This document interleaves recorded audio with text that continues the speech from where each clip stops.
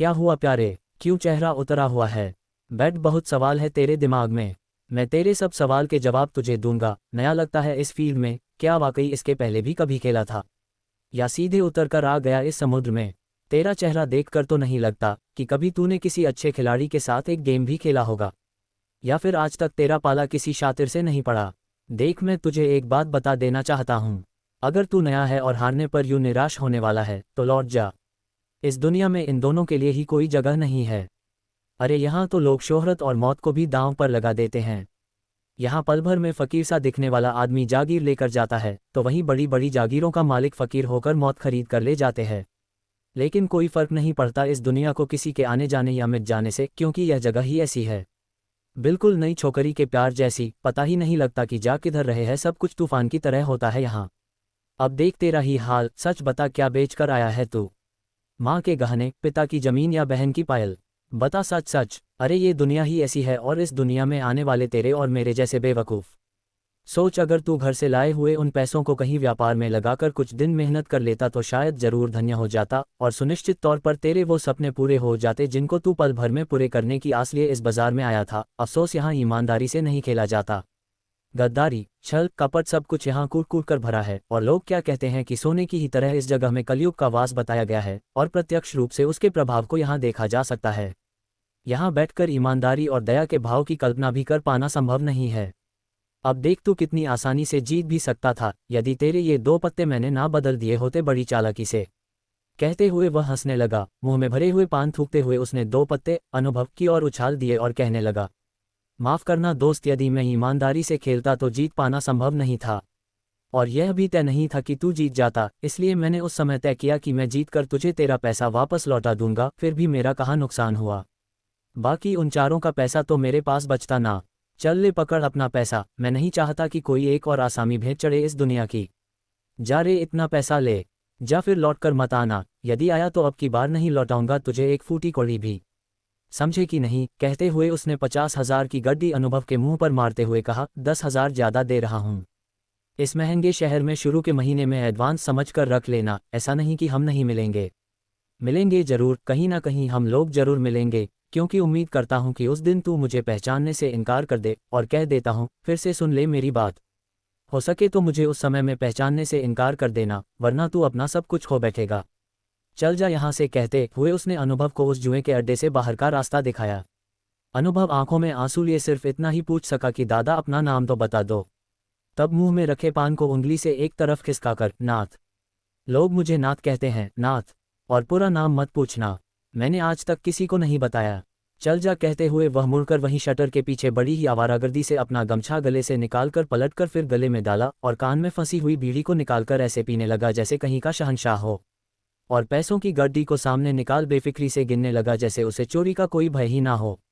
सही तो था, उस बाजार में जुआरियां तो एक से बढ़कर एक थे, लेकिन चोर कोई ना था।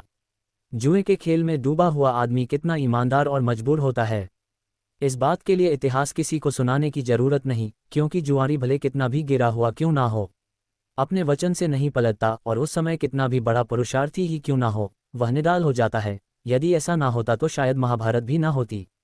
खैर, आज लगभग उसने 2 से 3 लाख रुपए की कमाई की, जिसमें से 50,000 अनुभव को दे चुका था बड़े आत्मसंतोष के साथ, और शेष पैसा जेब में रख वह पहुंच गया उस चौखट पर जहां हर कोई खुद को अप्सरा से कम नहीं समझता। हाँ, बिल्कुल सही समझा। वह पहुंच चुका था उस चौखट पर जहां आकर सारा संसार पूर्ण तृप्ति को सिर झुकाकर स्वीकार करता तो है, लेकिन वापस लौटकर कभी उस बात का जिक्र नहीं करता। दिन भर ताश खेलना और फिर शाम को आकर अपनी कमाई का आधा हिस्सा यहाँ आकर शिका को सौंप देना, और बाकी के आधे हिस्से को बंद गलियारों में गुम बुजुर्गों और बच्चों में बांट देना उसका कर्म बन चुका था। उसने आज तक क्या कमाया और क्या बचाया, उसकी कल्पना समझ से परे थी। शहर में कदम रखते समय उसके बताए अनुसार उसके जेब में मात्र 350 रुपये थे, जिसे लेकर वो भटकता हुआ इस जगह पहुंचा और बिना कुछ खाए पिए, बिना कुछ सोचे समझे 350 में से 200 रुपये का दांव पर लगा दिया। उस समय में कोई शशि सेठ का दबदबा हुआ करता था, जो चोर बाजार का व्यापारी होने के साथ जुए सट्टे में माहिर खिलाड़ी था। ऐसा कहते हैं कि उस जमाने में शशि सेठ के सामने बैठने वाला कभी भी नहीं जीत पाता, इसलिए अक्सर शशि सेठ का टेबल खाली ही रहता था। उसके साथ होती थी एक बेहद खूबसूरत लेडी, शौकल आकर्षिका की माँ। उन दोनों की जोड़ी उस बाजार में प्रसिद्ध थी, लेकिन किसे पता था उसे मात देने के लिए नाथ का आगमन होने वाला है। नाथ बिना कुछ सोचे समझे जा बैठा शशि सेठ के सामने। गोरा चिट्टा हल्के घुंघराले बाल वाला नौजवान को देख शशि सेठ कहने लगा, क्या रे छोरे, गोरी को देख कर आया है या खेलने? यदि इसके लिए आया है तो मैं इसे दांव पर नहीं लगाऊंगा, ये सिर्फ मेरी है। कहते हुए शशि सेठ ने उसी के सामने शौकल को बाहों में पकड़कर किश कर दिया और बोला, चल अब कन्फर्म हो गया, बता क्या चाहता है खेलना? लेकिन लगता है तू नया है, किसी और टेबल पर जा, कुछ बचा कर ले जाएगा, नहीं तो शाम तक खाने के भी लाले पड़ जाएंगे। कहते हुए वह शौकल की ओर देख मुस्कुराने लगा, लेकिन जैसे नाथ को कोई फर्क नहीं पड़ा, वह वहीं बैठा रहा। तब अपनी बेइज्जती समझ शशि सेठ बोला, क्या रे छोरे, क्या नाम है तेरा और कितने पैसे लाया है? चल आज खेल तुझसे ही शुरू होगा। कहते हुए उसने नाथ की ओर देखा। नाथ, प्रफुल्ल नाथ नाम है मेरा, और आप बड़े लगते हैं इसलिए प्रफुल्ल ही कहकर पुकार सकते हैं। वैसे किसी और को नाथ के अलावा कुछ और कहने की इजाज़त नहीं है। अरे वाह, तू तो अच्छा लड़का है, फिर यहाँ क्यों आया? चला जा, चला जा, ले जा मुझसे कुछ और पैसे, और बिना खेले, बहुत काम है इस शहर में अभी। मुझे मालूम है तू मेहनत करके कमा लेगा, मत उलझ इस बेकार की दुनिया में, ये ठीक नहीं। यहाँ एक बार चाल चल देने के बाद व्यक्ति ताउम्र उठकर नहीं जाता, उलझा रहता है उन्हीं पत्तों के बीच में। ये चौपड़ियाँ, पासे, पत्ते उसके सारे जीवन को अपने आप में समेट कर रख देते हैं। जा चला जा, तूने मुझे बड़ा कहा इसलिए कहता हूँ, मैं नहीं चाहता कि दूसरा शशि सेठ इस चौखट पर अपना दम तोड़ दे। नहीं सेठ, खेल तो होगा, और यदि काम करना ही होता तो मैं चने बेचकर भी पैसा कमा लेता, लेकिन मेरा यहाँ आने का मकसद कुछ और है। जब खेल पूरा हो जाए तब फुर्सत में बता दूंगा, लेकिन सोच लो, दांव में सिर्फ पैसा लगेगा, किसी वस्तु को दांव में लगाना मेरे उसूलों के खिलाफ है। बहुत खूब प्रफुल्ल, पहली बार सही जिगरे वाला खिलाड़ी मिला है। चलो खेल शुरू किया जाए, लेकिन बहुत थका लगता है, कुछ खा पी लो पहले। नहीं, खेल कर कमाऊंगा, फिर आपको भी साथ में खिलाऊंगा। शहर में नया हूँ, यहाँ तक ऑटो वाले ने छोड़ा, कहाँ क्या मिलेगा आपको ही बताना होगा। उन दोनों की इस तरह की बातें सुनकर आसपास के सभी लोग उत्सुकता से इकट्ठे होने लगे। भीड़ जमा देख जैसे बाजार में एक नई रौनक सी लगने लगी। सारे लोग हाथ में पर्ची लेकर इकट्ठे हो गए। अब तो जैसे जुआ और भी बड़ा हो गया। देखते ही देखते वहां रखे सारे टेलीफोन एक साथ काम करने लगे।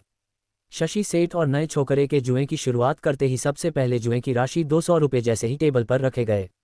आधे से अधिक खेलने वाले एक दूसरे की तरफ देखने लगे कि क्या सोचा था और क्या हुआ, लेकिन फिर भी इस 200 रुपये के खेल को देखने के लिए पब्लिक एक दूसरे के ऊपर चढ़े जा रही थी, क्योंकि अब खेल ताश के पत्तों पर नहीं, इंसान पर दांव लगाकर खेला जाना है। चंद मिनटों में ही यह खबर सारे शहर में आग की तरह फैल गई और खेल शुरू हुआ। शशि सेठ बनाम प्रफुल्ल नाथ। 200 रुपये की राशि जो कहीं 5-5 और 2 के सिक्कों के साथ साथ 10, 20 और 50 की नोटों को मिलाकर थी। कुछ लोग दया दिखा रहे थे तो कुछ मजबूरी और बहादुरी की बातें कर रहे थे, क्योंकि शशि सेठ के सामने बैठने का मतलब साफ था, हार और सिर्फ हार। लेकिन फिर भी जुआ तो जुआ है। कुछ अपने आप को भारी अनुभवी बताने वाले और कुछ अनुसरण करने वाले प्रफुल्ल नाथ के पीछे खड़े हो गए, वहीं आधे से अधिक समय शशि सेठ के पीछे खड़े हो गए। शशि सेठ ने 200 रुपये टेबल पर देख बड़ी गौर से प्रफुल्ल की ओर देखा और कहने लगा, प्रफुल्ल, वाकई तुझसे बड़ा जुआरी और कोई नहीं है। तुझे महज 200 रुपये में सारे शहर को खरीद लिया। तुझे खुद पता नहीं तेरे इस 200 रुपये के पीछे शहर में लाखों रुपए का जुआ लग गया है। पहली बार ऐसा हुआ कि खेल ताश के पत्तों पर नहीं वरन हम दोनों के ऊपर खेला जा रहा है। वाकई मान गए, तूने तो आते आते ही तहलका मचा दिया। भले ही तेरे जेब में पैसा नहीं है, लेकिन तू आज यह मुझसे भी ज्यादा रईस नजर आता है। इस सारे बाजार की शक्ल को पल भर में बदल देने वाले प्रफुल्ल नाथ, वाकई तू तो मेरे बराबर का खिलाड़ी है। जी करता है मैं हार कर वाकई तुझे अपनी बराबरी में लाकर खड़ा कर दूं। चल, ज्यादा नहीं, मैं भी 200 रुपये से शुरू करता हूं। शौकल, तू गवाह बन, आज कोई चालाकी नहीं, मैंने आज तक तुझसे कुछ भी नहीं छुपाया। मैं चाहता हूं कि तू निष्पक्ष होकर इस खेल को देख वहां बैठ, क्योंकि अभी वो भी अकेला और मैं भी अकेला ही रहना चाहता हूं। शौकल इशारे को समझ अभी तक दांव पर लग चुके लगभग 25 लाख रुपए की राशि के पन्ने को ले टेबल के बीचों बीच लगी चेयर पर आकर बैठ गई। तेज आवाज में बोली, बस दांव बंद करो, खेल शुरू होगा। अभी तक का दांव 10 प्रफुल्ल और 15 शशि सेठ पर खेल शुरू करते हुए सबकी आंखें उस टेबल पर थी और दिल की धड़कन तेज।